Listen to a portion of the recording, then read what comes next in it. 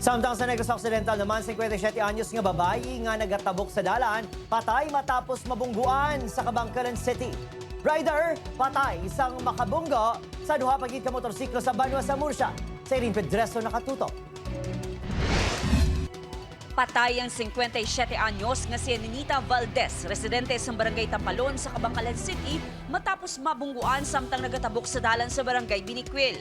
Sunod sa kapulisan, nagbakal sang pamawang biktima sa tabok sa ospital sa diin-admit ang bata sini.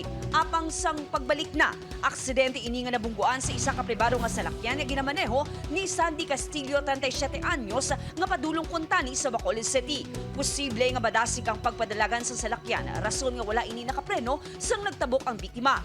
Nagaregluhanay na ang mga hinata sang biktima kag driver. Dead on arrival ang rider nga si Jomar Baroquillo matapos makabunggo ang motorsiklo sini sa nasugat ang motorsiklo sa barangay Kaliban, Murcia. Sunod sa kapulisan, padulong kuntani sa trabaho ang biktima sang nag-overtake sa ginasundan nga truck. Rason nga nakabunggo ini sa nasugat ang motorsiklo nga ginamaneho ni Cressy Makiling kag angkas nga si Reggie Alukina nga lunsay Pilason. Ang motorsiklo ni Makiling nakabunggo man sa motorsiklo ni Ronilo Mudansa nga may isa man ka angkas. Yara na sa estable nga kondisyon ang mga napilasan nga motorista. Sa barangay Kamindangan, Sipalay City, nasapwan nga wala na sang kabuhi kang may igo sang bala ang senior citizen na si Carlos Capitle.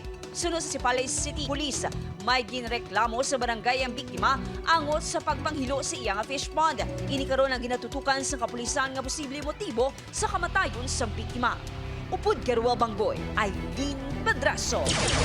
1 Western Visayas.